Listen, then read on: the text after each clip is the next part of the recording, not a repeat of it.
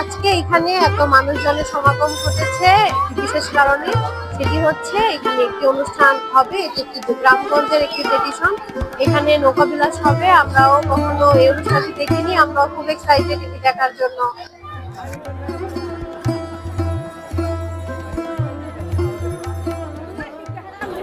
আজকে এই স্থানটিতেই শুরু হতে যাচ্ছে গ্রাম বাংলার একটি ঐতিহ্যবাহী উৎসব নৌকাবিলাস।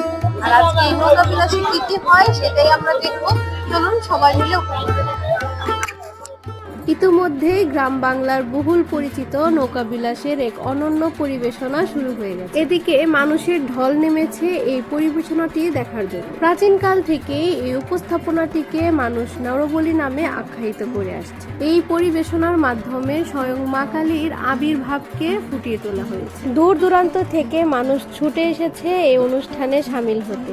আর ছোট থেকে বড় সবাই সমানভাবে আনন্দ করছে এই অনুষ্ঠানটিতে এসে।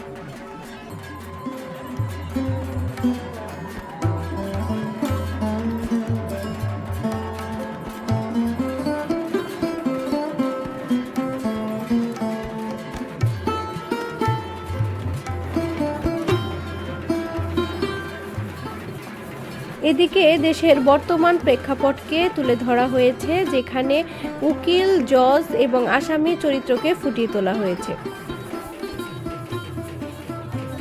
ছোট ছোট সোনামণিরাও বাদ যায়নি, তারাও বিভিন্ন কস্টিউমে সেজে উঠেছে। এখানে রাধা কৃষ্ণের যুগল মিলনকে দেখানো হয়েছে, সাথে ছিল তাদের সখীরা।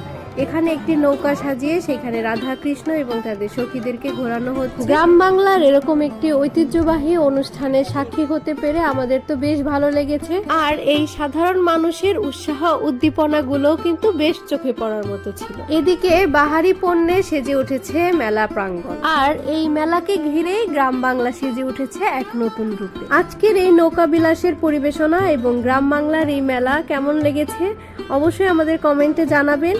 এবং যারা ইউটিউব থেকে দেখছেন তারা অবশ্যই চ্যানেলটিকে সাবস্ক্রাইব করে দেবেন, এবং যারা ফেসবুক থেকে দেখছেন তারা পেজটিকে ফলো করে দিবেন। ধন্যবাদ সবাইকে।